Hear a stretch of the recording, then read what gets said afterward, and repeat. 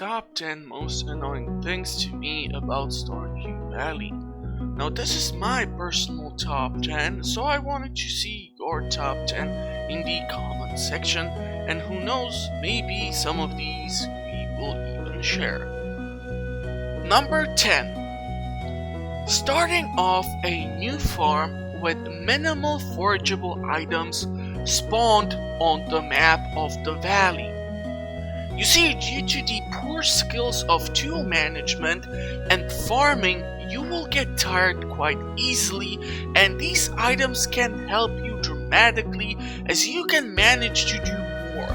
Plus, some of these items are decent gifts as well in case you have one of those spicy senoritas which you would like to ask out.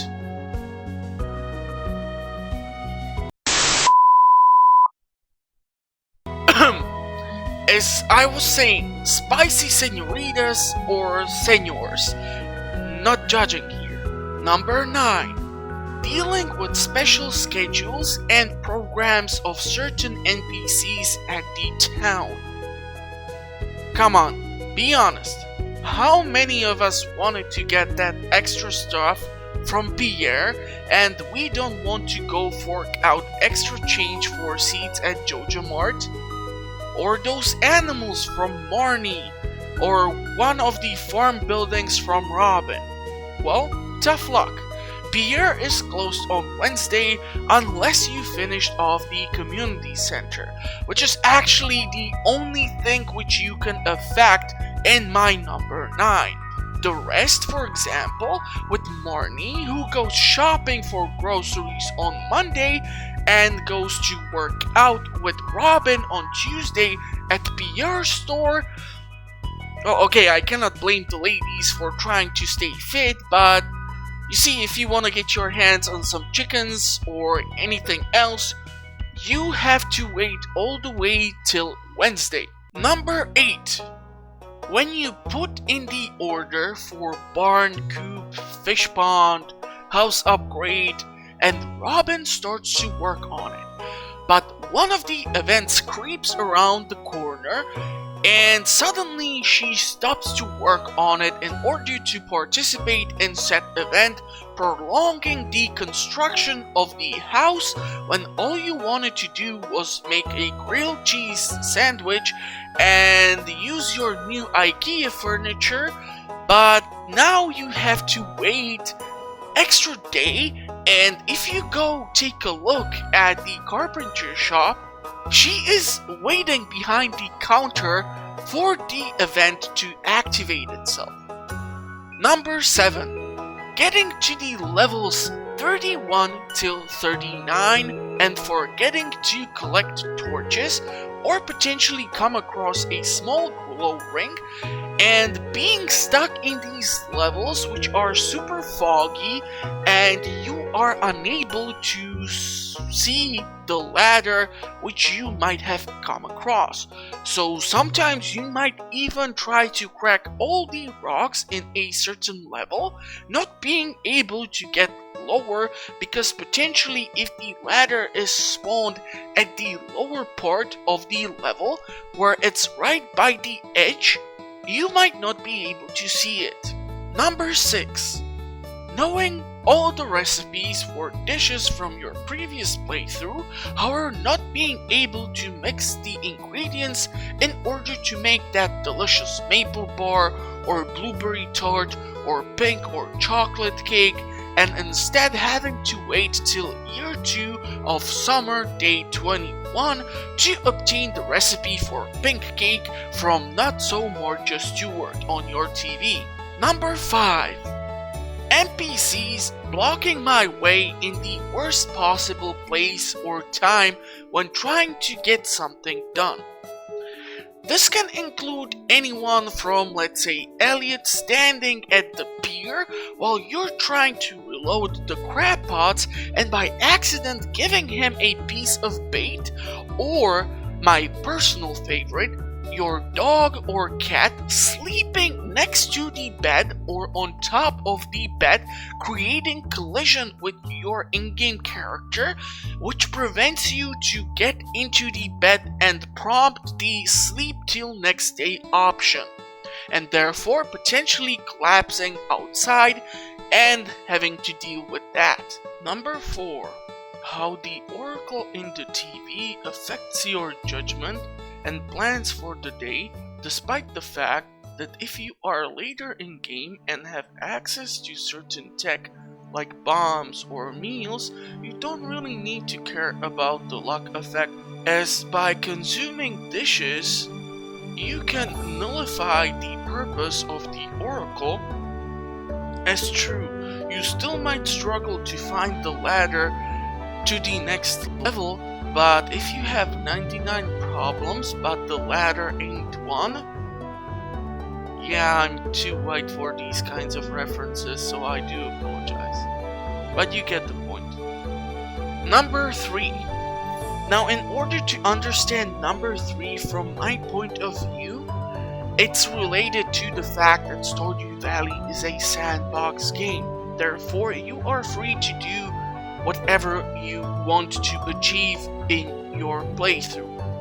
And at a certain point in Stardew Valley, I start to get this feeling of not being challenged or being allowed to expand further or trying something entirely different on my farm, as trying to do these things would be much more annoying to deal with compared to starting your farm all over again and just trying a different layout, working with different amount of animals or different husband or kids, and therefore, like I said, doing the game from the start, which of course can work as it has great replay value. But yeah, once you get to certain points in your playthrough and you are waiting, for example, for the winter of year 2 to end so you can start planting 300 ancient seeds which you have prepared in one of your chests at the farm, yeah, it kind of loses its magic for me.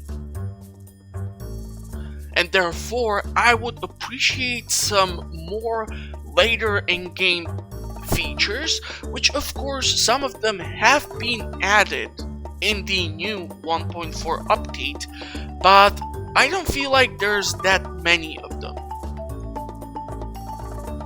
Number 2. Now honestly, this one almost made it to the first place for me. So, when you get out of your greenhouse, let's say, and you have a bunch of sweet gem berries, ancient fruit, star fruit, pumpkins, or melons, or whatever, and you go load them up into the seed maker to reproduce them into more crops or seeds of the same species, and the stupid seed maker gives you mixed seeds. Now, considering the fact that you had to wait for the traveling merchant to come around either on Friday or Sunday, pay 1000 gold for the sweet gemberry seed, and wait for almost a full season to get it fully mature, and hoping that you will be able to turn it into, let's say, 2 sweet gemberries, but instead you get the mixed seed. Number 1. Finishing off the museum. This for me can include anything from something like missing the last dwarf scroll, so I can start to buy explosives from the dwarf instead of crafting them amid my mining expedition in the skull caverns, hoping to reach, let's say, level 100, and therefore eliminating the entire reserve of coal or iron in my reserve, or that one stupid fossil that I just cannot seem to find, as I keep coming across the Pam fossil or the trilobite, and yes, of course, thanks to the newly added 1.4 Desert Trader, you are able to get the artifact trove in exchange for 5 Omni Geodes. Now, considering the fact that at this point I have cracked certainly at least couple of hundreds normal geodes, frozen geodes, lava geodes, and Omni Geodes, and I still was never able to finish off the entire museum, well, this can explain to you why this is probably my number 1. And to finish off this fun little list, I wanted to add on a few things. And these things have been bothering me not as much as the 10 things which I listed previously, as unfortunately some of the points which I talked about can be affected. But these are the things which, no matter what you do, you cannot affect. So, if I would call this number 11, I would say it's the lack of options to interact with the NPCs, and for example, not being able to hire them.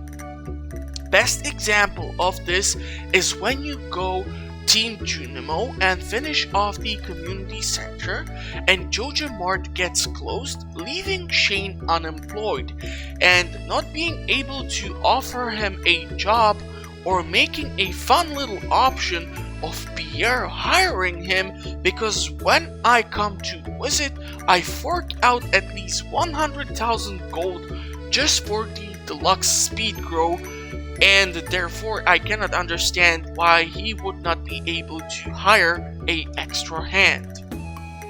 Or just offering him a part-time job at the farm. For example, harvesting crops, watering crops, feeding the animals, petting the animals.